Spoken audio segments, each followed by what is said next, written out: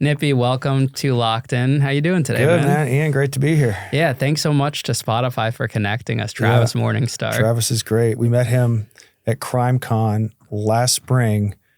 We were just looking for an area to get outside and get some air, and people were out there smoking. We got away from the smoke, and he came over and started talking to us, and here we are. Wow. Right? Oh, so that's when you guys signed up with the Spotify program. Yeah. He knew he had heard of our podcast. Sarah and him started trading emails, and that's how we got here. That's so cool. Yeah, he told me about it, and I was like, I know that name because I look at the Apple charts a lot, and you guys are always in the top ones on like society and culture. Society and culture, isn't that funny? Yeah, we're talking about cults, right? Well, that's what actually they told me to put mine in. Our rep was like, hey, put it in society and culture because it'll stand out, and there's less competition in a way than the true crime world. Yeah, because true crime, I mean, you're dealing with an enterprise like that's been around since, I was single digits, unsolved mysteries and all that stuff. So yeah, I imagine also if you're not going into the true crime space to dominate it, like in your peripheral, society and culture would be appropriate, I guess. Yeah. Well, it's really cool they connected us. Likewise. And your wife is also the author of this book right here that you guys sent me too. Yes. I call it Scared, a teaser. It's called Scarred. Okay. I didn't even realize it was the same. It's just 2 R's for the Scarred. So I always misread it. And Actually, I think I might have thought it was Scared too. that's why it's funny. And our son has seen it. I was like, it's scared. I tease her about it. But, hopefully we'll have her on the show too. Yeah, absolutely. I'll come out to Atlanta. And she sends her regards, and she's sorry she can't make it, but it just worked out. I was going to be in New York, and Matt said, why don't you do that? Come up to Connecticut. And I was like, let's do it. And you guys are a part of the vow too, which we'll get into later in the app. But that's the other thing he mentioned that I remembered because I remember seeing bits and pieces of it. Just a couple pieces of it. It's a big commitment. I got to watch the whole thing. But it's fascinating. I watched the other cult documentary that came out this year about the TikTokers. Yes, we haven't seen that yet. That's really good. I mean, we get inundated with like, you should watch this, you should watch this. And we have like a Rolodex of docs we need to get to, but we have not seen that yet, but that's on our list. Yeah, that was my first ever like real cult documentary that I actually sat through because it was common with like TikTok. Yeah, you have crossover, right? Yeah, so I was interested with that. Well, yeah, I mean, look, there's going to be crossovers in anything that kind of can capture people and has a coercive aspect to it. So ultimately those things come on our radar, and we get a lot of emails about like, you should check out this, you should check out that. And I go, we're not cult busters. We normally interview people who have been on it. So maybe that's another avenue we can go at some point. But. Yeah, definitely plug in your podcast too before we dive into this one so people know what it's about and what you guys do. So yeah, my wife and I have a podcast. We started on Axl Rose's birthday, February 2nd of, I think it was it'll be 4 years, 2020. Mm-hmm. And so every February I put on my Guns N' Roses t-shirt. That's how I remember the date. It's called A Little Bit Culty, and it came to us. Our associate producer, our producer, is a woman named Jess Tardy, and she found Sarah through LinkedIn and pitched us a whole season. And I was in the inertia of, no, I'm fucking done talking about this shit. Sarah was like, yes and maybe inertia. And I saw the season, and I was like, that's actually not a bad idea. And it was during COVID. They put a mic in front of us, and I was like, look, I'm not doing anything creative anyway. And we did about 6-7 episodes. It did well as far as I knew the metrics of how a podcast should do. And here we are, 4 years later, drop an episode a week, and it's been great. Had a lot of interesting conversations with a lot of very interesting people. And is it just surrounded around cults? Or? Well, yes and no. I mean, the title A Little Bit Culty kind of gives it a pretty big umbrella of domains we can cover. So I kind of talk to people about like this. It's like the abuses of power and the coercion that go on in cults aren't proprietary to cults, right? So while you may not think you're in a cult or think that you've been coerced, if you can kind of build an awareness to what the red flags and the precursors to coercion look like, cults don't exist without coercion. So we call it a little bit culty. So if it's a little bit coercive, it's a little bit culty, right? And that can be anything from as benign as, Soul Cycle to Scientology, right? So there's a spectrum of like coercion, culty tactics. And so I think the title allows us to go into other fields and go, that sounds a little bit culty, and it's tongue in cheek because it's a lot of serious content, right?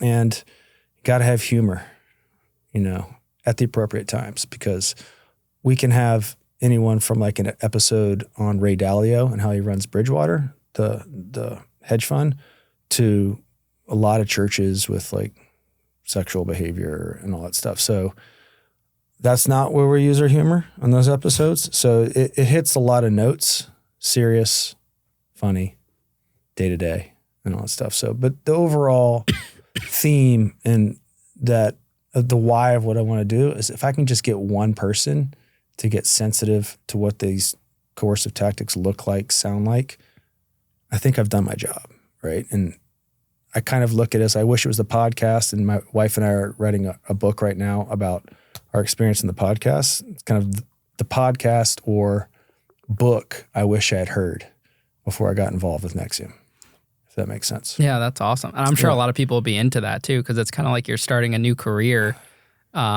within your same career in a way in the entertainment world, but it's a whole different path that no one really knows much about, but there's so much information on it.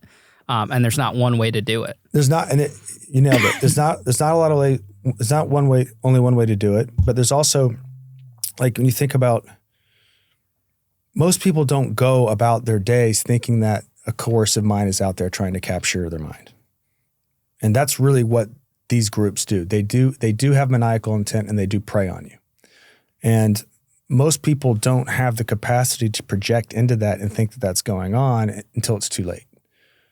If you can just recognize what it may look like or sound like beforehand, then you're just making a more informed decision. And if you can do that and that lane opens up to you like it has for us, and you can get people more informed to make really good decisions about how they're going about things, then I think that's a lane you should stay in until something else opens up, either to help other people or something else in another field. So, and Sarah and I take that pretty seriously. I mean, obviously we're raising kids, and nothing's more interesting to me than that right now.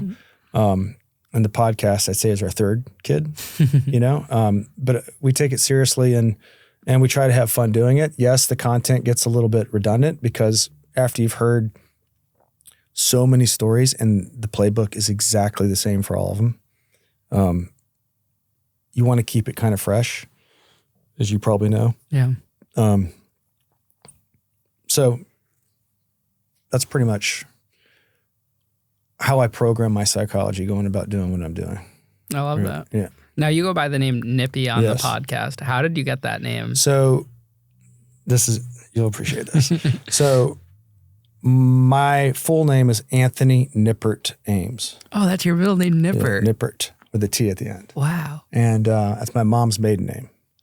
And so I guess my dad's Anthony Ames as well, and he didn't want to do Junior, so he just gave my mom's maiden name as my middle name, and they thought they'd call me Nippy. And I was like 6 or 7 when I found out my real name was Anthony. So it was like, what? But I've got brothers whose names are Huey, Dewey, and Louie, and I have a little sister named Daisy. What? So she's the odd one out with the kind of semi-normal name. Huey from my mom's first marriage, and she married a guy named Huey, and then me, Nippy, and then Louie, my brother, and my mom had a stepbrother named Louie, and then Dewey, I think, was my dad going, let's go for the gold here. Let's do the whole thing. And then Daisy is my youngest. I'm 10 years older than she is. Where do you guys grow up? Atlanta, Georgia. So I'm born and bred in Atlanta. What did your parents do for work? So my dad's an architect. So his work actually had him teaching a lot as well. And then when I was about 9, 10 years old, we lived in Rome, Italy for a year. Oh, wow. It was amazing. And my mom was just trying to get us to school on time. Bless her heart. And so, yeah, got to see a lot of architecture as a kid. Was that harder on you, taking that year out of the U.S. to go live out there for school? I was devastated the night before we moved because I wasn't going to be able to play sports. So, just a little sidebar, all of us played sports in college. Like we were all, like that was our household. It's what kept us out of trouble, I think. And then I remember being there and loving it. And my dad took us to this park called the Doria Panfili, which is up on a hill in Rome, Italy, and we'd throw the ball out there. So we got our fill there. But it was a great experience. I mean, I had great memories of it. And then when I came back, I don't even remember the transition. So, no, it was great. I mean, it's always hard to move for a minute, but kids have short memories. And, you know, I just moved 2 years ago back to Atlanta because we were living in Vancouver, and I was really concerned about my kid. My kid was fine within 2-3 weeks. Oh, yeah. I was reading somewhere that you guys were, because I think a couple of bios on your wife say Canadian actress. Yeah, she's originally from Vancouver. Okay. And we lived there up until August of 22. After COVID, I kind of wanted to move before COVID. Then COVID hit, and Vancouver was a great place to be during COVID. It was very like calm, placid. Didn't really have to deal with like the political crossfire that was going on here. And my kids were 5 and 1 at the time, so it ended up being. And we started our podcast out of that apartment. Hey, Locked In listeners, let me hit you with a question. What's the biggest scam you've fallen for? Maybe it was a shady deal on the inside. Maybe it was a too good to be true opportunity. But let me tell you, one of the biggest scams that's out there is happening right now in your own bank account, and you probably don't even realize it. I'm talking about subscriptions you forgot about, sneaky charges that hit your card every single month for stuff you don't even use. I was going through my expenses the other day, and Rocket Money found 3 that I had no clue I was still paying for.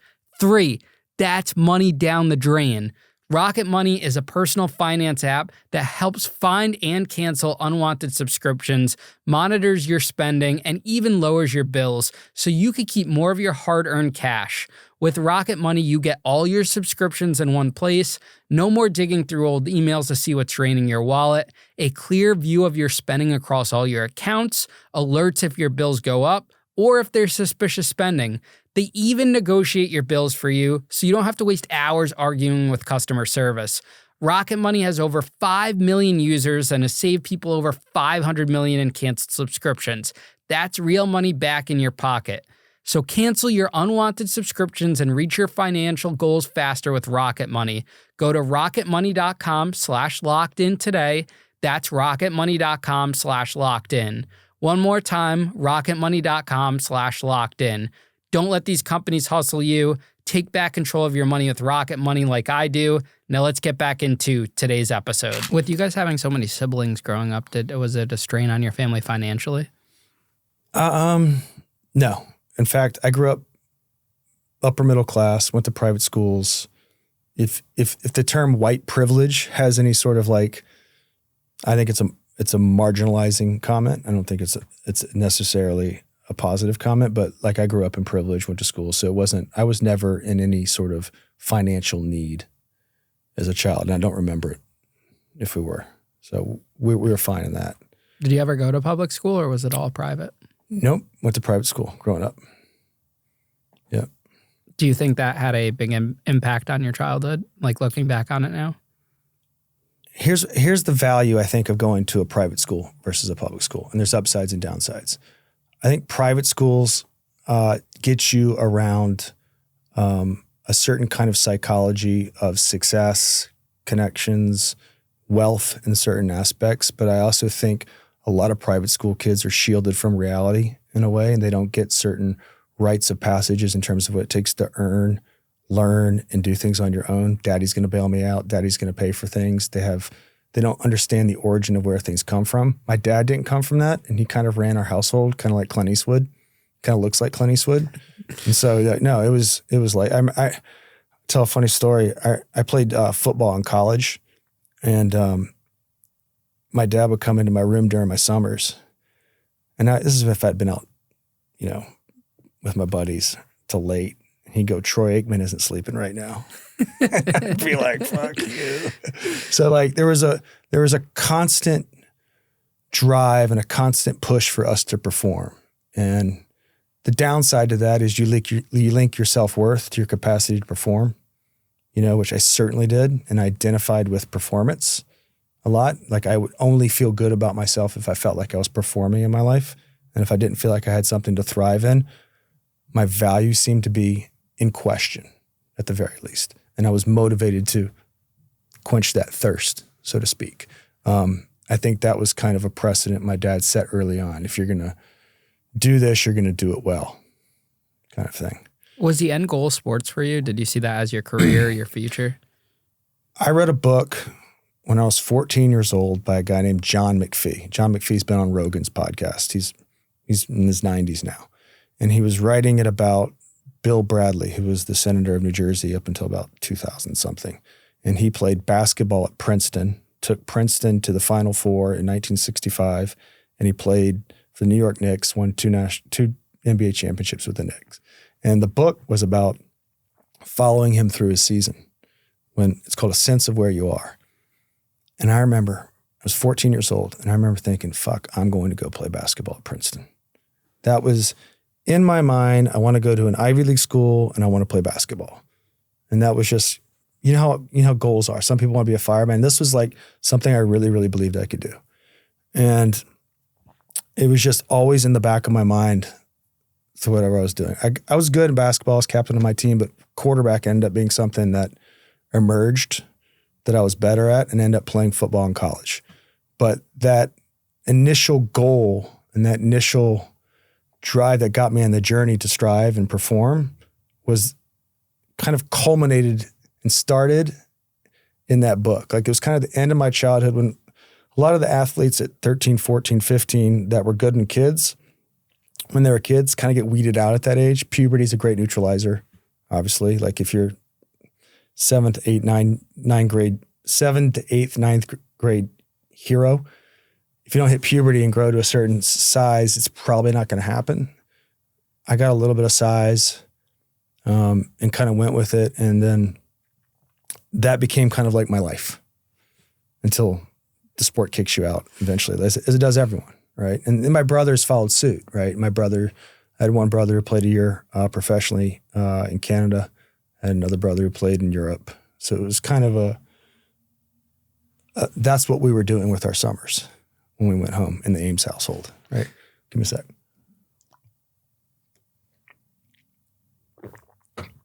So yeah. How do you think your classmates would describe you if we had them here today, back then? Depends what age. High school, I'd say like, yeah, he was unreasonable about his sports. Yeah, could be an asshole maybe a little bit about it, you know. But that's how I felt like I had to be successful, right? Like that, it kind of felt like I was getting pushed in that direction. That's how I was going to be, and then like I'd have fun. I was always fucking around and having fun, and I liked that atmosphere. And I figured out how to thrive in it, particularly quarterback. Like you look at something, not to make this about quarterback and all that stuff, but I could talk for hours about it. Quarterback was interesting to me because it was physically demanding, emotionally demanding, and intellectually demanding, right? And then to get good at it, you got to learn how to get along with a whole demographic of people from a lot of different places. So yes, I grew up upper middle class, but when I was playing football, that shit didn't matter. Like I was down at football camps talking to a kid from a public school, and we were finding a common ground on where he had to be, where I had to hit him with a football. Like you're problem solving with him, you know? I would go, I got to get on this kid because he's not living up to what I think he can do. Don't get on this guy. That's not going to work with him. Pat him on the ass, encourage him. He drops a pass, go tell him I'm coming right back to you, right? You can be pissed, but you also have to lead at the same time, right? And in order to earn that, you've got to show up, be the first one there, last one to leave, right? You've got to earn the right to be able to tell your teammates something, right? And that's, you know, I remember being 14, 15 years old, and I don't know if you remember in high school, but like the difference between being a freshman and a sophomore is a hierarchy, and it's a pecking order, and it's pretty rigorously enforced in high school. Yeah, it is. Right? Like you don't get out of line. And I remember being a freshman on the JV team, playing quarterback, and having to tell a guy that would otherwise give me a noogie in the hallway, he's a sophomore or junior, hey, this is my fucking huddle. Be quiet. And the coach would say that and back me up. And I go, oh God, I don't want to do this. I was scared of the power a little bit, because also I didn't want to deal with the ramifications in the hallway the next day. So like, I didn't know this at the time, but I was like, I was being given some power because I was maybe good at something, but I also was like not comfortable with it. Right. And I remember always thinking about that moment and like, how is it that you can ensure that you earn the power that you're given? So you can say certain things with that power and it's earned. It's not fraudulent. It's not out of some sort of integrity with the world, if that makes sense. Like I can say that to you as a junior and you can go, yeah, this guy's earned it. That was always a hard thing to kind of get a pulse on, if that makes sense. But it's also a great problem to have at 14, 15. Right? A 14, 15-year-old kid reconciling those questions is a positive thing. You're not going to get that in the classroom. It doesn't matter what school you go to. So sports to me is one of the things that grounded me and was a great place for me to get to know myself, establish my self-esteem, establish this is where Nippy begins and the rest of the world doesn't. And, there's downsides. You can identify too much with it. There's other things that come with it. But sports to me was like, I always knew where I standed in one domain. The ball don't lie is the joke, right? Like you're either the ball's going in the hoop or it's not. And if it's not, you got to change. You can't blame the hoop. You can't blame your coach. So sports is that thing, one of the last things in our culture and society, which is somewhat not tainted by politics and stuff like that. It still can be, but you still have to perform. And I liked that. So how challenging was it for you when sports ended? Did it kind of uproot your life or mindset at all? I have a very specific story. So I was in New York City. I had just moved there. It was June of 99. And I was taking acting classes that were going from 10 o'clock to 2 o'clock, Monday, Wednesday, Fridays. And I remember going out on a Monday, waking up at like 9:30, 10 a.m. on a Tuesday with like in a sweat because I was a little hungover and hearing the horns and my heart was going.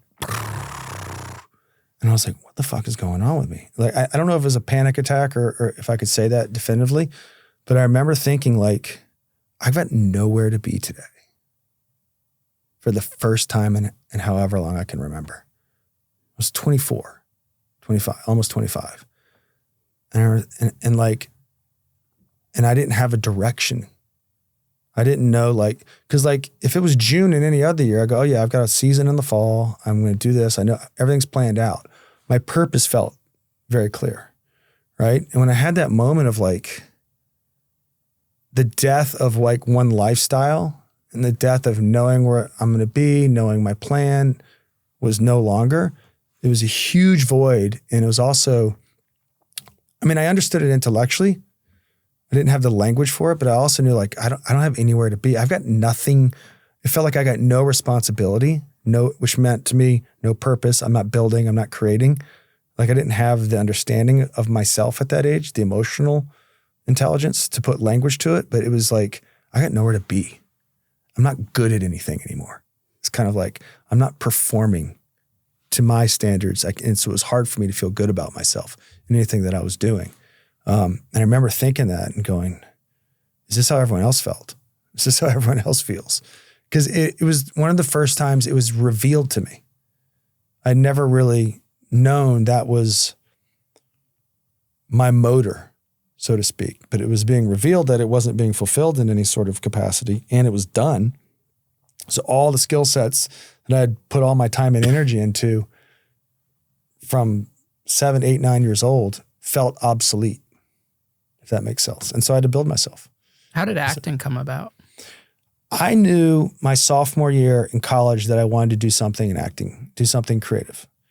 I went to an advisor at my college and they said, well, you're probably gonna have to quit football. And I thought, I was waiting for like the laugh. And she's like, because you have to do this, these are the requirements. And I thought, I'm at an Ivy League school.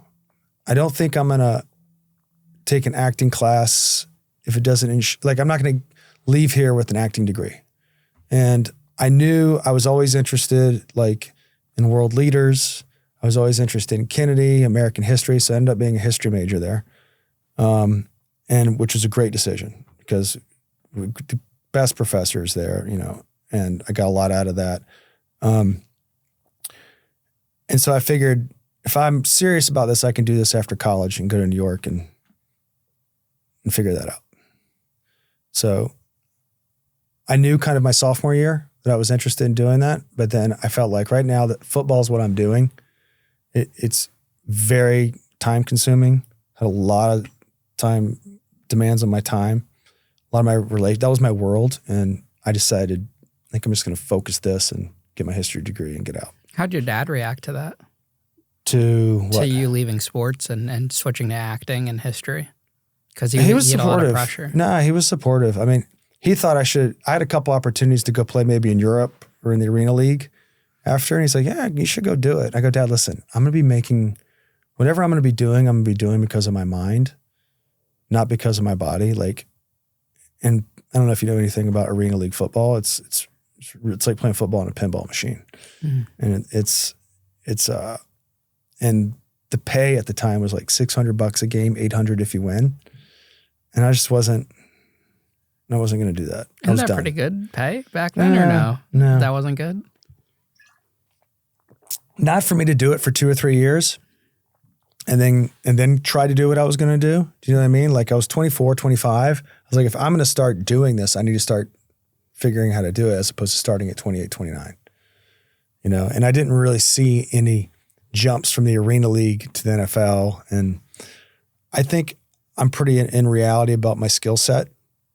And I don't think my skill set's translated to the NFL. Maybe my capacity to throw the ball, but in terms of like the athletes at that level, they're pretty elite.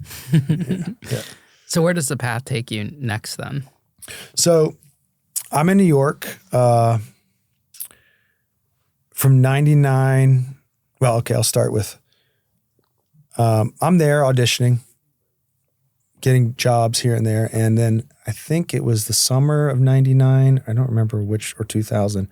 I run into my old high school girlfriend who I still had feelings for, kind of like was still thinking about her. She had gotten married and I run into her when she separated and get in touch with her. And she was going through a divorce at the time and she takes a class that her mom got for her.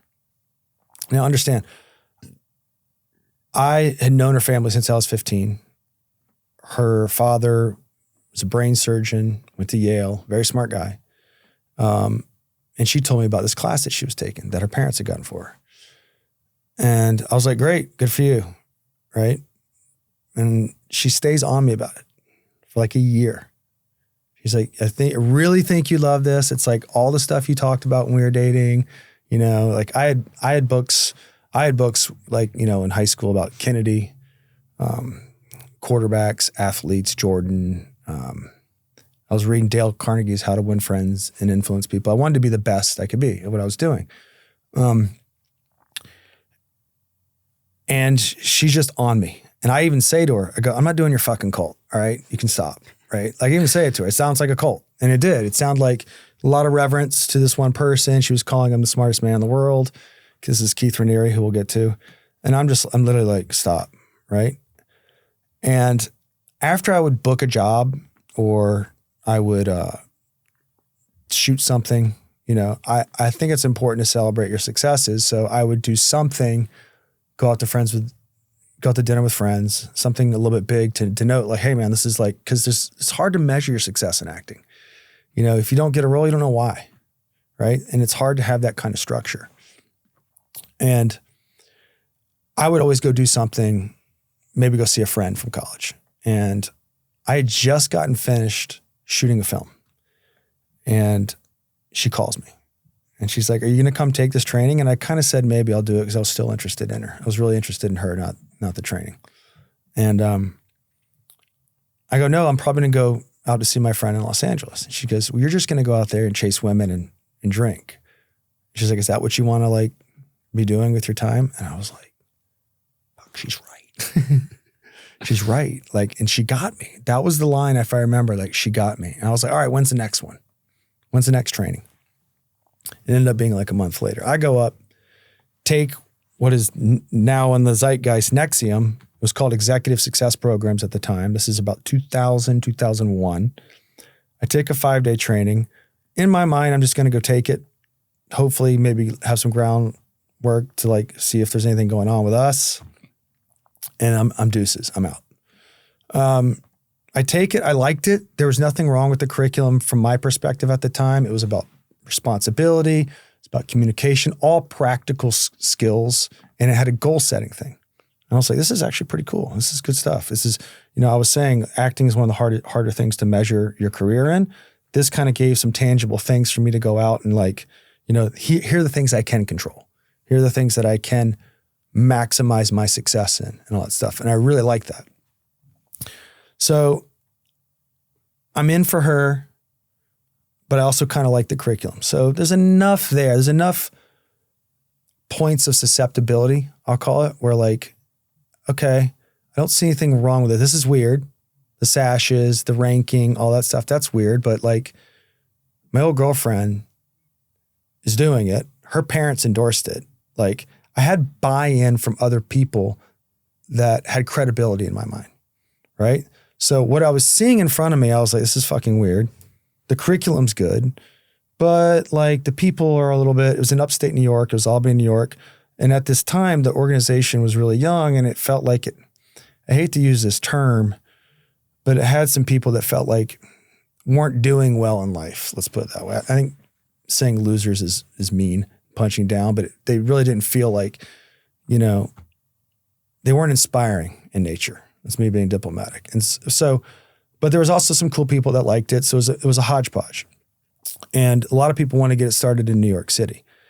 And I was like, look, I'll help out with the New York City Center because I'm down there and I can get maybe like some coaching and like goal setting stuff that I like. And I don't have to commit too much and I don't have to be in Albany, New York. And so it was about 1.5 years or 2 of doing that.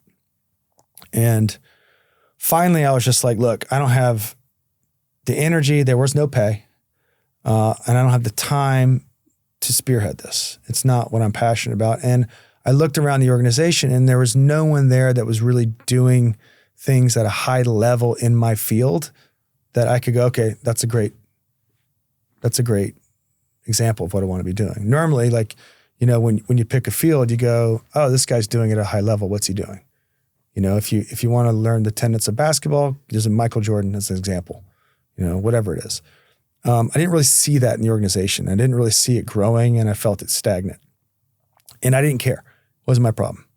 I got what I got out of it. And I didn't leave the organization in any sort of negative, screw you, you screwed me. And the organization wasn't big enough, excuse me, at the time for it to be anything controversial. It had a couple controversial articles about Keith Raniere in Forbes, I believe it was. I read that and was kind of like, okay, I think that was enough for me to go, I'm done here. But like, I didn't think it was bad. I didn't consider that Keith was this monster. So I keep in touch with maybe 1 or 2 people in the organization over the years, but I don't really like use any of the curriculum. I don't really care. And I get cast in something in LA. So I moved to LA in August of 2005. Great experience, go out there, auditioning a little bit. And I decide when I come back east for Christmas, I'm going to see if there's like an extra curriculum because I'd been in touch with the president's daughter, Lauren Salzman, throughout the years. And she said, hey, there's a level 2 training, excuse me, around Christmas. Why don't you take it? And I took $5,000 and took a training. And when I had taken that training, I came back, the organization was totally different. It's about 2 or 3 years. It had spread to Mexico. It had a filmmaker named Mark Vicente, who's in the Val as well. And it was really key in taking down Keith Raniere. It had a lot of people in the acting community, a lot of directors, a lot of creative types, and it had grown immensely. And in a lot of ways, I was kind of eating my words about this organization isn't going anywhere. But I was happy to eat my words. It was great. I was like, oh, this is pretty impressive. 3 years, you guys have grown, and it felt more professional rather than kind of ragtag. Although it never really peaked, it never really hit a professional pitch that I feel like it should have. It was always a little bit like mom and pop, which is one of the things a lot of people hated about it, especially people that were running it. So I meet Mark, I meet some really nice cool, interesting people in there. I go back to LA, and then Mark flies out to LA in August of 2006 and says, hey, look, I got a project I'm working on. Keith thought of you to be in this project. And I was like, okay, great. And he's like, you're going to have to move back to Albany, and we're going to shoot it there this fall. All right. So they pay for me, move me out there, bring my car, move everything that they pay for me. And they move me out there. I go into pre-production. I get on a helicopter up in Albany Airport, fly down the Hudson River, go to Bergdorf Goodman, get suited for pre-production for my costume and everything we're getting ready to shoot. I have no reason to think this film isn't going to happen. But this is how I think this guy Keith works. He knows what people wants, and they basically, maybe it was going to happen, but I don't think it ever really was. But that's where I think I got conned back into the organization. All that said, I'm back East Coast, and I'm back in the organization, staffing certain trainings while we're waiting to shoot. So this is kind of how they looped me back in. They promised me with work. So cut to, it's about 6 months in, and I kind of dawns on me, I was like, this fucking film's not happening. And my plan all along was I was going to shoot the film, go back to LA, and like, I'm going to feature film with, by the way, other actors that, are working as well. And it's kind of like, hey man, this is a great opportunity for me, and that's my mentality throughout the entire thing. And that's really how I related to the organization for much of the time. I realize it's not going to happen. I go in, I have a couple conversations that were like, I got a lot of runaround, and I'm like, all right, look, and they were paying for me to be there. So the only thing I was losing wasn't money. Well, I was losing money because I could have been making money other places, but I was losing time, and I was pissed. And I decided to move back to New York City to keep auditioning, and the New York City Center is just being built, and I start working there. And then I start dating Sarah in about 2010, 2011. And we're doing trainings pretty much all around Vancouver, Los Angeles, New York City. We have a center in Mexico, 2 centers in Mexico City and Monterey. Excuse me.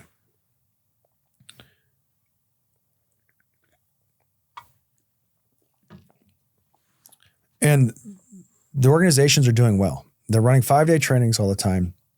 And I feel kind of that feeling I was talking about earlier about, I feel like I'm purposeful. I'm on point. I'm doing stuff that's helping people in their personal lives, helping them achieve their goals, and I'm getting a little bit of work here and there. My aspirations weren't ever really to be in the organization. So I always kind of had an arm's length approach to the career paths in there. I really liked teaching the goals curriculum. So that kind of became my bread and butter and what I like to do. And I ran what was called the Goals and Values Lab. And I ran those, and that became where I worked most eventually. And that's ultimately how I had a career path within the organization, but I was always kind of looking to like get work outside of it. And you got paid for that? That was a role that was paid? So the way it worked is there was a ranking system similar to that of like a dojo. In fact, in our first module was called Rules and Rituals. And it's like to denote someone's growth, they had to earn certain sashes. And there were certain requirements that you had to do, which in hindsight are arbitrary and bullshit ad nauseum. It's like your life issue, things that you have to evolve and demonstrate that you have evolved in order to earn a sash. And if you got to what was called the proctor rank, you could then earn money by teaching the classes, running the weekly classes, and enrolling. Those were the areas that you were now qualified to make money. I wanted to get to proctor just so I could teach the classes. I didn't really care about enrollment that much, although I spoke to a lot of people about enrollment. It always felt like I was getting someone to do something they didn't want to do. Sometimes it was easy. Some people will sign up for anything. Some people will never sign up for anything. Right. But I always felt like uncomfortable in the enrollment process. It wasn't my thing. Sarah, who was really good at it, and she loved doing it. And Sarah grew a center out in Vancouver, And she had a lot of incentive to do it. I wasn't a particularly strong enroller because I just didn't enjoy sales that much. You know, it's awkward. Yeah. I don't like sales. Yeah. It's awkward. I liked getting in there and solving the riddle of people in their lives and asking them questions and helping them see this particular pattern is keeping me from something that I've been pursuing for a long time. That was really interesting to me. It was solving a problem. It was solving a problem and then seeing them solve the problem and having awareness of how they can make an informed decision, which is in a lot of ways what we're doing now with our podcast. You know, we're putting language to what things look and sound like in small sound bites so people can go, oh my fucking God, that's happened to me. Someone's done that very thing to me in my life. Did you see yourself in a lot of these individuals that were attending these, you know, seminars and classes? Because that's how you kind of joined them to begin with. Here's what I'll say, and tell me if this answers your question. When people would come in, it got to the point where, by the way people were walking, they held themselves, I could probably tell you what was going on with them. Like I could tell, like there's certain, like I was saying in the hallway, people aren't that mysterious, right? The reason that they can and can't do things is normally some sort of irrational fear that they have. I'm not safe. Someone's not going to like me. I'm not valuable enough. And oftentimes when you get people down, you elicit what's going on with them. It's something as arbitrary as like, yeah, I do that because I just want approval I didn't get approval and I never felt good without approval. Or, yeah, I do this behavior because I don't feel safe. Or I do this behavior because if I don't, I can't feel good. And that's a very relatable statement. We're all in a human body. We all have fear. We all experience fight or flight. We all handle it different ways.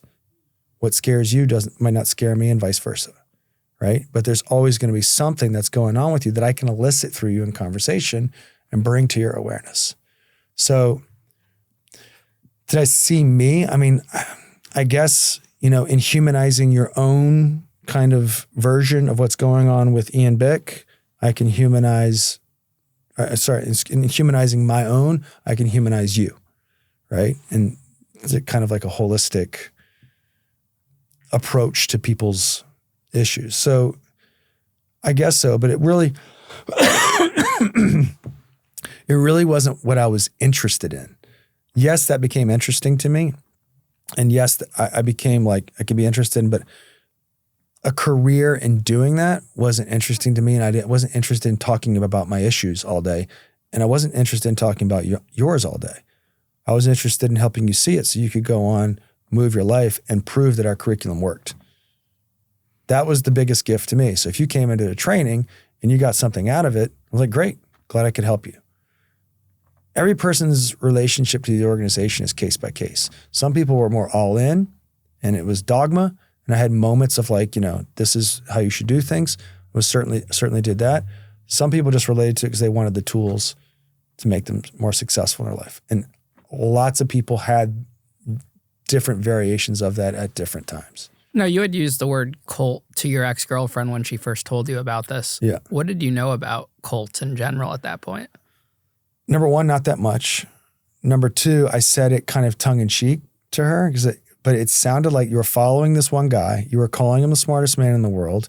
You had sashes. What the fuck is going on? Natural response, right? Like, cult to me was like you were doing something weird and you were following someone weird and you were isolating yourself. Come to learn there's a lot of other things that constitute that too. But there's always sort of a feeling I got from people who had taken the training that they were morally superior or they had some secret that you didn't, which I fucking hated. And it really made me kind of go, hey, look, it was a real reason why I left it first. That in the article, I was like, yeah, like you guys condescend people who aren't in. And so it had kind of that us versus them, which is always, it's in every cult. There's an us versus them. You have to have the juxtaposition of it's you against them or their ideology, which makes it ideological, which makes it kind of tribalism. And I didn't like that at first. And when I didn't get what I wanted from my ex-girlfriend at the time, and I looked around, it was like, okay, I'm out. I didn't get what I was coming for the first time. They came knowing what I wanted and promised me a film. So they actually became the perpetrators. And I'll never know the true origin of it, but like, it's pretty convenient they offer me, I'm out in California looking for work, they offer me work and bring me back. I don't think that's an accident. Why do you think they wanted you? I have no idea. I'll never know the answer to that. I mean, Sarah will say like, oh, yeah, like, you know, it's good to have someone who's like, you know, Ivy League in the front. But I'm not going to say that about myself because I don't really know. I think they wanted people. I don't think they had a lot of men in there either. You know, it was a lot of, they needed more male figures. They sent Mark out there, someone I respected, to come out and get me to work on a film. And I think they just wanted as many people as they can. And also I think if we're going to get into kind of the psychology of what these cult leaders are like and all that stuff, someone said something when we first got out. They said, oh yeah, Keith is a collector of souls. And that always stuck with me. It's like, he wasn't, it was the money, sex, and power thing, but I really think he liked to find people that had a light or any sort of like thing going on with them and dim them and turn them down. That's the psychology of these kinds of people. They enjoy and revel in other people's demise, and they help facilitate that. And they'll wait and they'll do the long game. And as many people he can have on the line doing this, he just has a bunch of bulbs that he's dimming at all times while he's pretending to help them, and then gaslights them into submission. You know, and he's very soft spoken. The devil greets you with a smile, right? He's not coming in guns a blazing. You know, a lot of bad ideas throughout history have come in through the heels of altruism, right? And promises of good. You can look right now into the world that's going on right now with the political stuff. It's going on right now. So the same tactics of coercion that went on to get me and other people loyal to Keith Raniere are going on right now. And these people, John Lennon had a quote that I read when I was 28 years old. It was something to the effect of, I think the world is run by maniacal people with maniacal intent. And I remember thinking, fuck, that's pretty cynical for a guy who wrote Imagine. I remember reading that quote and going, that's really like, surprised he wrote that. As I've gotten older, and as I've seen what's been exposed to us, even politically, what's going on right now, I think those people thrive because people like you and I don't know what it's like to project into that kind of psychology. So they can walk amongst us, rub elbows with us, mimic us, mimic what it looks like to be emotional, but really be dead inside. And that's the psychopathy, I think, that was going on with Keith Raniere. I think he was dead inside. He learned to mimic people. And he learned to figure out what was going on with people and doesn't have a conscience and doesn't have feelings. And it's hard to figure out who those people are, particularly when they have so much buy-in around them. A lot of people vouching for them. So I can be sitting here looking at Ian Bick that everyone loves, but you might be that guy because you know how to pull those strings and buttons. In a lot of ways, you're not limited by your feelings and your conscience, so you can be whoever to anyone. And that gives you an advantage in that field to do what you want to do to them, which is, collect their soul, promise them things. Future fake is a great term called future fake. Yeah, we'll do that. We're going to shoot the film this spring. We're going to shoot it always promising but never delivering. And I saw a lot of that out of Keith Raniere. That's kind of like gaslighting, right? It is gaslighting in a sense of, gaslighting is like, I'll give you an example of gaslighting. Like, you come to me with a grievance. Like, hey, Nippy, you didn't do this. I go, what's going on with you where you feel like, why are you upset? You should look at your reaction to that. And then you'd go work on it. Mm. But really, you and I had an agreement. I didn't deliver on it.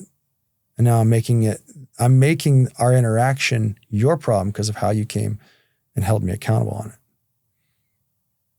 Right? So not only is my end of the bargain not being upheld addressed, Now you've got to go do work. Right? So gaslighting is a term that's kind of thrown around. Especially in dating, social media. Yeah, and well, it's also true. Like, I think it's good that this word's coming up. I think, words get bastardized a lot, but the fact that gaslighting is becoming into the kind of lexicon of understanding, I think people can settle on, at least they'll know what it looks like. And it's a term that can at least temporarily stop the abuser from gaslighting because now his tactic's been outed and people are talking about it. So there's positives to it. Obviously, like, we hear it thrown around a lot, and sometimes it's not gaslighting. Not everyone's gaslighting you. But back to the point with Keith,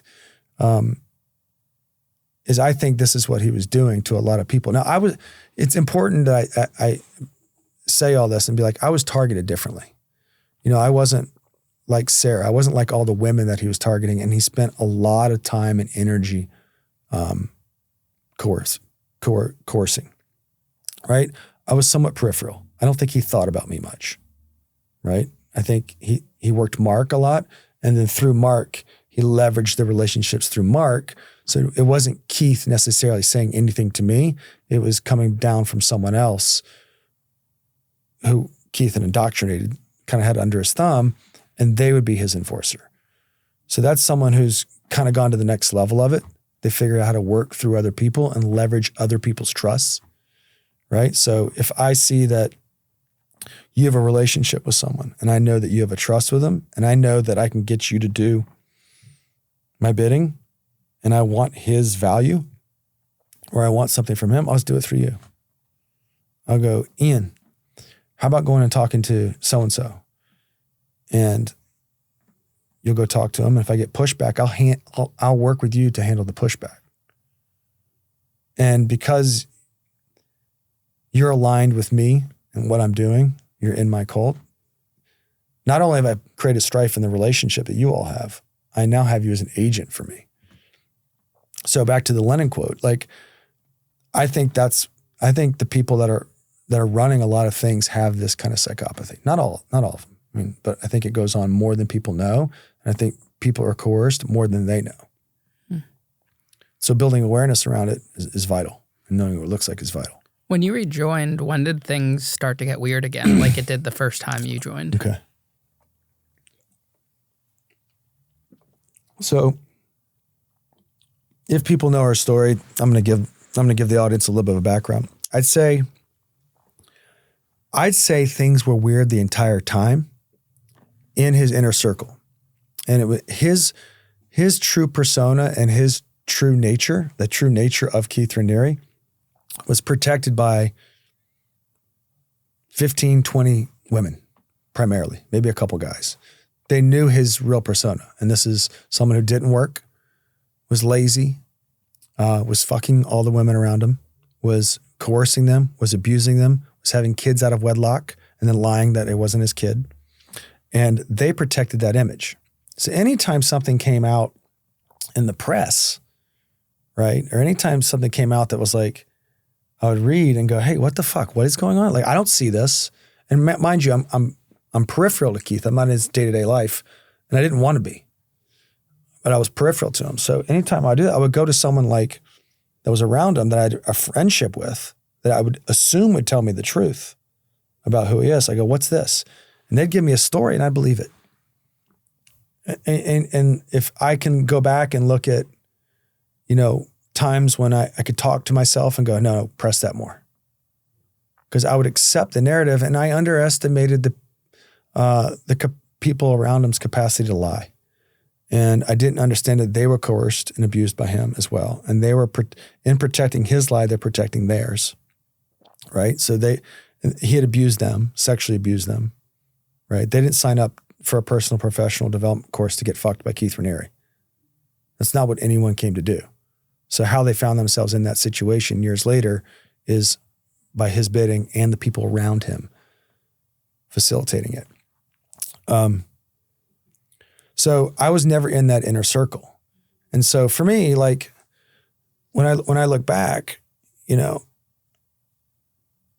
I made major life decisions based on a lot of people's capacity to hide who this man was from everyone. Like, if you look at 99% of the people that were in this organization, they were there for good reasons, the goals aspect of it, and got some good stuff out of it. The people that were in his immediate circle that were protecting who this guy was and kind of running his racket, were the ones, that were abused the most and kept people loyal because they had something to gain from it.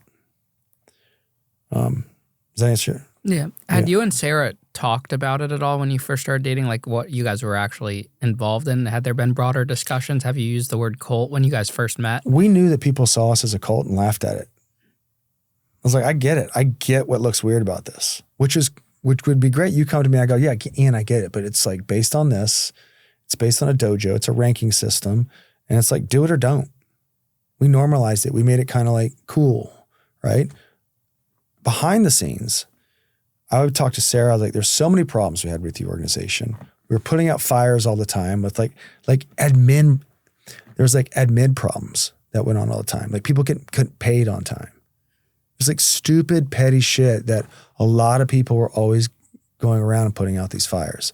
It was a dysfunctional organization run by people who had never run anything.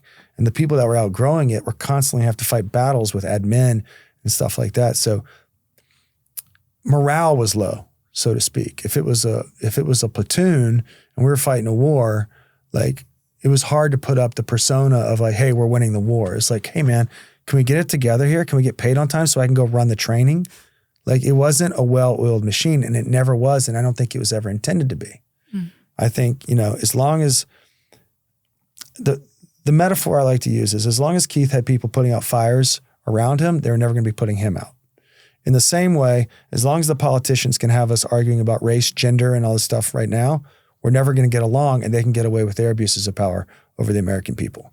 I kind of look at like, that's how these governing bodies work. They need the people to be divided a little bit so they can be squabbling over that as opposed to looking at the real coerciveness and the real abuses of power. And I think Keith was a master at that. I think he would go, oh, like if Ian Bick was starting to catch on, I could go to so-and-so and just be like, hey, do this, and it might cause a problem for you.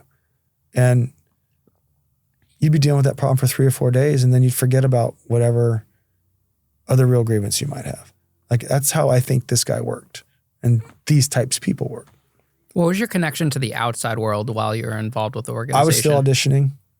Part of the reason I wanted to be involved with the Los Angeles and Vancouver centers is because I knew that projects were going on and creative stuff was going on. Oddly, about 3 to 6 weeks before the shit hits the fan in the organization, which was June 1st of 17, I had just started shooting a web series that I had written.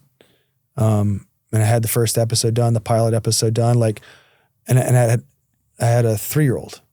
So there were natural life things and benchmarks that I was hitting in my own life that were conflicting with my commitment to the organization. Similarly with Sarah. Sarah and I have ambitions to produce things. We wanted to make things. We were producing my web series. We already had kind of one foot out, and we were pulling back a little bit in our commitment to just flying to New York and LA all the time to run these trainings. Like we would have conversations about like, we're helping a lot of people achieve their goals. What happened to ours? Right? Like, and I remembered I originally came back here to film a movie. I wasn't doing that work. I was helping other people do it. So I was like, I still want to do this. And we did it, and we were starting to produce, and then the shit hit the fan and I had to put a lot of projects on the back burner. So do you think it's a misconception then that some people will think if you're in a cult, you don't have any access to the outside world like we do see in some of those cult documentaries? It's not a misconception. It's just important to know that people are indoctrinated case by case, right? The people that were in Keith's inner circle here's what made this one kind of unique in a sense. It could look normal to the outside person, right? Like it could look like just a personal professional development program and you're really committed to it, and there was a lot of normal people in it. And we had, in hindsight, I think these are the worst advocates, celebrities. But at the time, it felt like, hey, if this person's doing it, it can't be that bad. The Dalai Lama had endorsed us. You know, we had a lot of groundswell of cachet, so to speak, that might be important to other people and might not be to others, right? So again, it's case by case, and people are indoctrinated case by case. Sadly, in Keith's case, is he targeted women because I think he has a sex problem, a sex issue, whatever it is, which is probably a power issue. I think he had, I don't want to use the term mommy issues because I think it's kind of derogatory, but I think there was not a strong attachment with his mom, and he didn't like women while professing to champion them. You know, he exploited the hell out of women. Women were targeted the most. So unfortunately, a lot of the people that were abused the most around him were women. And they were indoctrinated the most. And to this day, there's still people that claim he's good that were highly abused by him. So it's important not to underestimate the power of what someone like this can do and that they yield. Remember the question again? About, what was the question? Oh, the misconception. Sorry, the misconception about cult members. Yes. So, yeah, to me, the inner circle kind of looked that way to me while I was still teaching the curriculum, simply because I related to the organization. I related to it as a job. And, you know, I had some friends that I spoke to after I got out who knew me while I was in. They were like, yeah, I just thought you were going up and you had a job teaching goals and curriculum. It seemed pretty normal to me. But when I went up there's people that hung on Keith's every word, went to his volleyball games 2-3 nights a week. I was like, to me, that was not what I was interested in. And that looked weird to me, but not to the point where I felt like he was sexually abusing them and doing all those things to them. When you look at, and this is an important question, that's why I asked, when you look at how a lot of documentaries portray, you know, like Osho and all these people, and they look really weird doing it, I think it does a disservice to explaining the power of the coercion, simply because people can look at that and go, oh, that would never happen to me. And you know what? You might be right, right? Like if you look at mine, it didn't happen to me in the traditional sense. I had a girlfriend I still had feelings for, right? I liked goals. Like it was a multi-varied, multifaceted way I was coerced. And then they came to me with the final one and offered me success, a film project, right? That's where I was susceptible in hindsight, right? So to look at people and go, oh, that never happened to me. Well, it might, and you might be fortifying your blind spot by saying that, right? You don't know where you're susceptible until it's revealed to you, right? Some people might go their whole lives and never put themselves in a situation where their susceptibility is revealed to them. Fine, you're probably not living. Because we all have an experience where we got coerced into something. We all have an experience where we felt like, how did that happen? How did I get myself in that situation? That's not me, right? And this was mine. And I'm not going to sit here and tell you what wouldn't happen in some other capacity had it not been through Nexium. You know, maybe I take a project that I shouldn't have, and I learned the hard way. I don't ever begrudge myself for the reasons I went to do what I was doing and why I stayed in. The principles and ideas around it were what I thought I was getting behind. It was revealed to me that they weren't, and then I went and opened a can of whoop ass on them. Yeah, share with us the downfall. The downfall, the first thing I say in all this stuff, and I think this is very important because for two reasons. There was a lot of people that, how do I put this? Ultimately, it looks like The Vow and what Sarah, myself, Mark Vicente, and his wife did, if you watch The Vow, was the thing that took them down. But you have to understand, we stand on the shoulders of a lot of people that came before us that were knocking at the foundation for a while that I remember I ignored at one point. I was like, they're actually acting a little crazy. Keith's not this. But that's what he was effective at. He was effective at making his accusers look crazy. And they had kind of gone crazy because he gaslit them so much. right? So if you're complaining and I'm making you look crazy to everyone else, when I'm the diabolical one, I get everyone against you. So there was a lot of people that came before us. And then when I was in the situation of 2017 of like, oh, this is going to happen to me now. All their stories became true in an instant. All the accusations became true in an instant. And I saw this man for who he is. And it was scary. So we had a situation, it's documented in the vow, where we have a little bit of a strategy in how we're going to leave. We're able to do it. And then Sarah, myself, Mark, and Bonnie get interviewed for the New York Times article, which came out in the fall, October of 2017. And once that article came out, I knew that their organization was done. I knew they had bigger things to worry about than litigating Mark, myself, and Sarah for the rest of the time.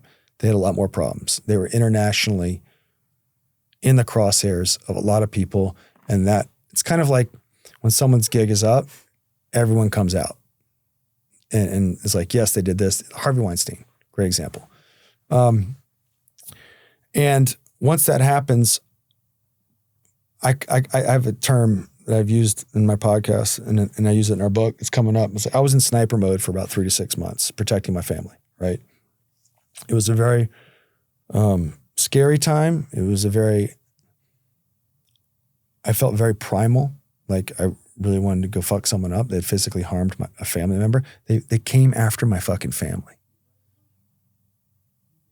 He came after my family and felt entitled to my wife, put his initials on her. Like I wanted primordial justice. When I really think about like, and this is something I say in my book, like I'll never get to scratch that itch of knowing what it's like to open that guy's fucking head up, but it lives in me. And I still have moments of like, I'll catch myself sometimes when I'm in the gym, like, I'll be like talking to the dumbbells or something like that. It's like, and then I snap out of it. So once I kind of had the article came out, I was like, I think we're safe from like litigation stuff. And there's more to the story, and it's way more nuanced. And I'm kind of giving broad strokes at this point. But once that happened, it was safe. And then it was somewhat vindicating. Everything that came out of the organization about me, my wife, Mark, and everything was a total lie that I was like, oh, I don't even really have to do anything else.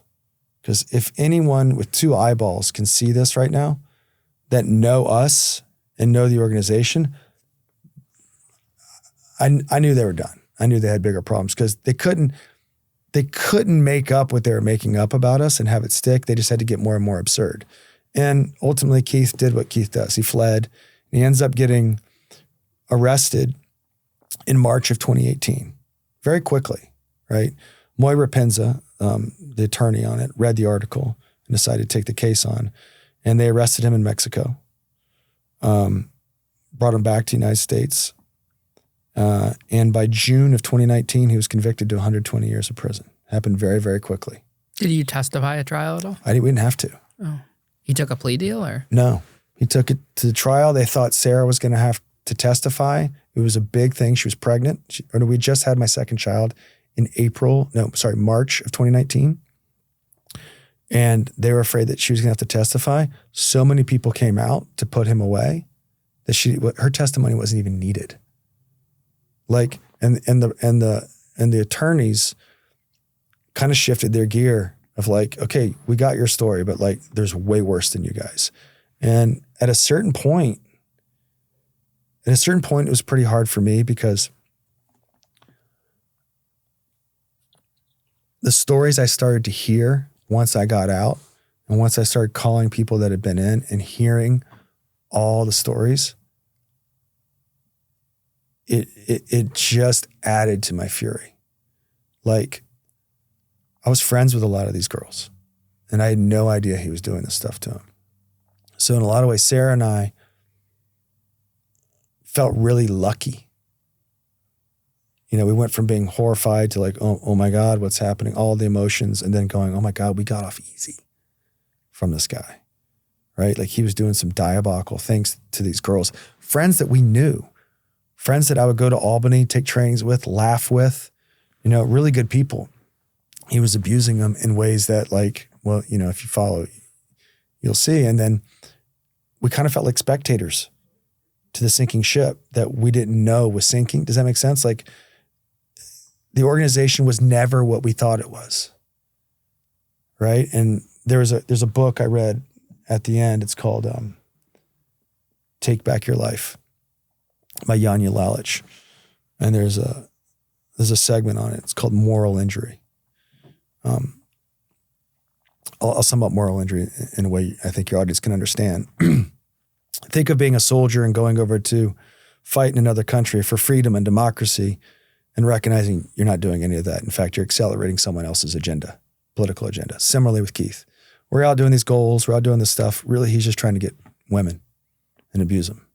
So there was that, like, I felt like I was an agent for that in a moment. I just remember thinking, like I was aligned with that. Like I was helping that. So I had to kind of reconcile like how that felt. And then I wanted to do something about it.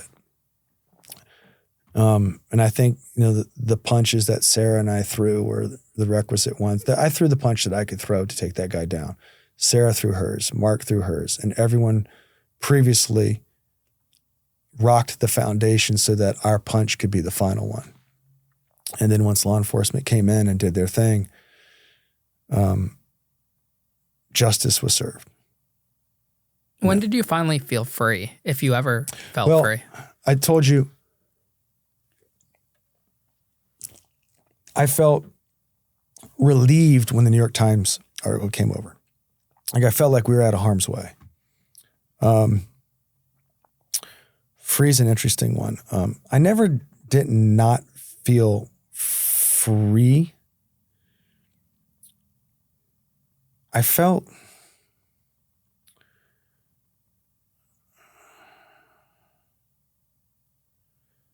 when I started creating my next thing and betting on myself and creating what I wanted, unencumbered by whatever someone else. We were talking in the hall about working for someone else. I did always feel like I was working for someone else and wasn't creating my own thing, which is why I wrote my own web series. I still wanted to create. And I do think like if you get into like the feeling of being successful, the feeling of building your own thing and building your own idea and bring it to fruition is what I think self-esteem is and something I think is important and something that you can drive and you can be in control of. Once I started to have that is when I started to feel like, okay, now I'm a causative agent in my own life. I can attribute it to my capacity to discipline myself, because discipline to me is the root of anything that is worthwhile, allows you to have self-love, self-awareness. And those things started to come into fruition. The first thing I did was work out and lock down my body. I felt like I got to take care of, not that I wasn't anything, but I don't really drink that much. But like for me, it was like, I knew I was going to have a lot of stress, and a lot of the literature that we've been reading is find something that you used to like or like to do that can ground you. And working out and playing basketball were the kind of the things that kind of grounded me. And then I had my kid, I had my 3-year-old at the time. And Sarah and I saw people that didn't have those things, start small, that didn't have those things. And they were constantly in kind of what I would say fight or flight trauma. Because the joke I kind of tell is like, it was about a 6-month-long flight with bouts of turbulence. Your fight or flight goes off and you never know when the turbulence is coming. And I would have moments at like 3 a.m. waking up, my fight or flight's going off, right? You can call it trauma, whatever. And I remember being in New York after it happened, after we blew it up, and going, I need to go tire my body out to the point where I can't wake up so I can sleep. So I would go work out, and then I would do the loop in Central Park, 6 miles, just so I could tire myself out so I could sleep. And I'd still wake up at 3 or 4 in the morning. Like, I'd eat well. I didn't drink. I didn't do anything for a while. And your central nervous system is different, because once you get shrapnel thrown into your central nervous system, as you probably have experienced in your life, it's a different beast. It's not something diet and exercise can handle, right? I mean, maybe diet and exercise can help you absorb a punch or two, right? But when your central nervous system is stressed out in the ways that it was for a short time for us, it's very hard to reset it. And it was hard for Sarah, so it was a lot of us handing the torch of leadership off to each other, and then having your kids to ground you and remind you of what's important, human life, the circle of it, those sorts of things, kind of spiritual nature of things, which I wasn't really particularly into, really helped settle me. And then I just kind of remembered, this is not going to be forever, right? It's not going to be forever. And that was a real blanket to have. And I also leaned on our families, our requisite families. They were there for us. So any sort of problems we had, my brothers helped out. So I had a lot of resources to lean on. And being in Vancouver during COVID was like the universe kind of going, you're in neutral. Don't try anything for a while. Take care of everything. And then slowly, the project, The Vow, that was on HBO, was something we worked on. I was a little reluctant to do that because I knew I was in trauma. I also knew that I didn't want to have my personal life as other people's entertainment. I wasn't, particularly with a 3-year-old child and in the state that my wife was in, I was still protective. Turned out to be a good decision because we had some really good directors, and HBO with Nancy Abraham and Lisa Heller, the documentary department, were very reasonable when I spoke down with them. I go, listen, here's the deal. It's like, this is my life. This is my wife's life. This is my kid's life. And, I want that to be protected, and I'm not going to do anything to put them in any harm's way, or I won't do the project. And they were great. And they told the story, I think, really, really well. The directors asked really good questions. You can tell what people are about by the questions they ask, right? So, and they were really mindful, and the universe kind of took care of our story and told it, and allows us to continue to do it today on our podcast. When you realized the depth of what he was doing to these women specifically that joined the cult, how did that make you feel that you might have influenced someone to join? I was pissed. I mean, yes, I didn't. Here's my thing. I think my responsibility is, by advocating for him, contributed a little bit, not as much as like the women trying to get the other women in. And I didn't, like, for instance, if I saw someone try to go get someone in to go work with Keith, I go, good for you. Great. Enjoy it. Like, I had no way of knowing that this is what he was doing. So I can't, what am I going to get mad at myself for not knowing? I mean, I could supposedly do that, but like, you don't know what you don't know. And when I did know, I handled it. I handled it in the best way that I knew how. Whatever I got to do to stop this, I'm going to stop it. So I threw all the punches I could throw, knowing what I know with the knowledge that I had, and I got no problem with how I handled that. I don't like that I was aligned with it. That's where I go back to the moral injury. It's like I thought I was advocating for something good, and in doing so, I brought people in harm's way. That's a hard thing to reconcile, but I don't think I did it to the level of,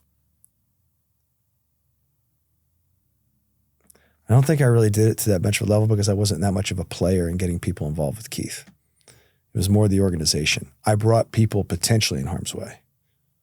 And I wasn't really hands-on with the women because that wasn't my field. But just being a part of an organization that was hurting someone is enough for me to be pissed off about. Also, like, there was a point where, like, great, I'm 40, well, how old was I at the time? I'm 43 years old. I've got sex cult on my resume and no job. Like, that's what, that was the optics of my life at one point. Before we done a podcast, I'm like, what the fuck am I going to do here? It's like, this is a stain on my life right now, and I don't know how to get it out. let alone like what I participated in. Like there's a lot of things that I had to go reconcile. I mean, reconciling your delusion about how you get involved with anything, you don't know it at the time, but it is wisdom if you do it right. If you lean into it correctly and you take responsibility for what you were going for in certain moments, you can learn a lot about yourself. If you don't do that, you're just going to keep fortifying a blind spot. So I knew I had to lean into it. I knew, like I told everyone that was involved that was like, didn't want to. I go, you're going to have to take a bite out of the shit sandwich. You got to do it. I told Mark, we spoke a lot. I go, look, there's a scene that in the vow that people have DM'd me about the whole time. And Mark's like, I go, listen, Mark, I said something to the effect of like, you know, we're going to have to unfuck our minds on how we got involved with this. And I just kind of, I knew that was going to be my process until it wasn't. And the best thing I can compare it to is like, you ever had a hard breakup? That kind of heart pressure that hurts. When that's gone, you've reconciled it. You know your buddy's over his girlfriend when you go out with him, he doesn't mention her anymore. Right? Yeah. Similar with this. Like I don't think about the things that I think about 7 years ago. You know, I go to bed thinking about my kids and I wake up thinking about them. I go out thinking about how I'm going to make this podcast better.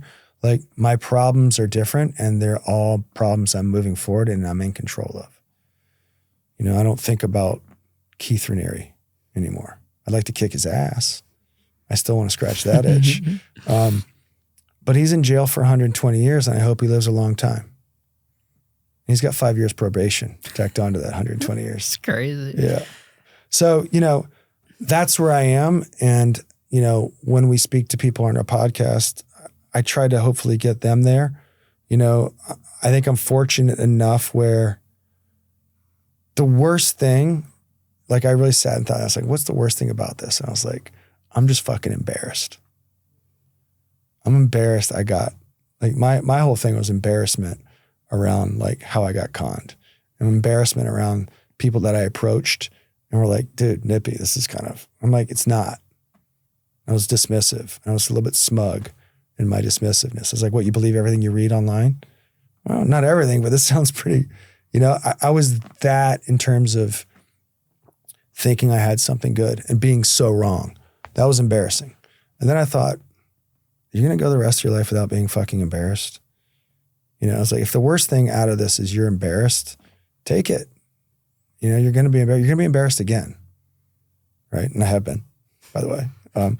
So, you know, to me, that's life. And then I spoke to a lot of friends from school. A lot of my old teammates texted me. I'm like, dude, what the fuck's this? They're teasing me. And I knew when I was in the teasing phase, I was fine. And then people were like, hey man, like really appreciate what you did. And then I started going, oh, okay. It's not all bad. Nobody's thinking about me and my cult. You know what I mean? And then there's an opportunity here. And then, you know, slowly you get back on your feet and it doesn't last. And, you know, I was watching The Last Dance with my kid during COVID. Michael Jordan's family motto was turn a negative into a positive.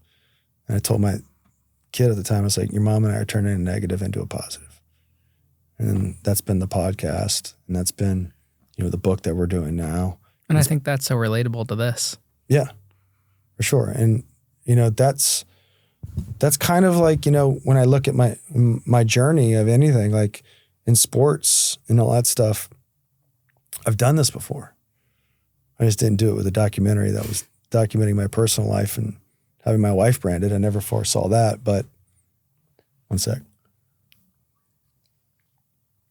Sorry, I got that scratch in my voice. So look, and that's kind of, you know, once you start to do it, it kind of gets inertia, right? Like there's no way I can go back to feeling embarrassed and like I don't even, like I look back at the 7 years ago and I get where I was, but I also knew that it wasn't going to last and I was right. And so it's just one brick every day, you know, and move everything forward every day. And, you know, I'm starting to sound like a cliche, but it's true. How does a cliche become a cliche? It's like, you know, tough times don't last. Tough people do. I'm not saying, you know, I'm tough guy, but I think I endured something, turned it into a positive, and had a lot of help and made a lot of really good decisions in a short amount of time to put us in a position where we could help other people and warn them, kind of send the red flags up so they can understand them and make informed decisions, which is great. I love doing it. I get to meet all kinds of people doing it. I was talking to a friend of mine recently about what I'm doing now. And I was like, we had a lot of interesting conversations with a lot of interesting people when they would take the curriculum, because it's a very interactive group of people. So I got to meet a lot of people and learn a lot about the human psychodynamic and how people work. I did that in the organization. Now I get to do it out. So my job, I put air quotes around it. What I'm doing with my time now is still very similar in a lot of sense. Being in that organization, interacting and talking with a lot of people prepared me for what I'm doing now, but I didn't really know that's what I was preparing myself for. I'm having a lot of interesting conversations with interesting people to this day, and I like doing that. And, the journey of going out and wanting to change the world or help people, I started with that, and I'm doing it still to this day. And I don't think that's an accident. I just got behind the wrong horse, and I recognize I'm the horse to bet on, not Keith Raniere's horse, if that makes sense. Yeah. Right. And I said something in a podcast, and a friend of mine from high school texted me after she heard it. And she's like, the line, I don't remember where I said it, just like, once I started betting on myself, my world opened up. And that's kind of the lesson I've gotten out of this is I had someone else's guidance that I thought might be better than mine, and I didn't need it.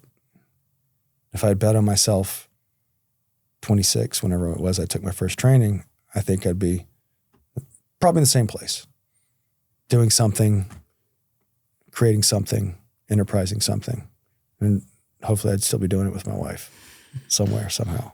Absolutely. Yeah. Well, Nippy, thank you so much for coming on the show today, man. This was a great conversation. Thank you. I'm glad we got to do this. Likewise. And looking forward to connecting with Sarah soon, too. Yeah, that'd be great. To get her perspective. Her story is way different. Yeah, that's why I think it's so cool. It totally is, yeah. I've been doing on some of the episodes, I've been doing crime victims, and then you actually have the perpetrator that committed that crime. Oh, shit. Yeah, I just did a really interesting one that came out the other day where her husband was murdered. And she agreed to have me interview the guy that murdered her husband that only got 11 years.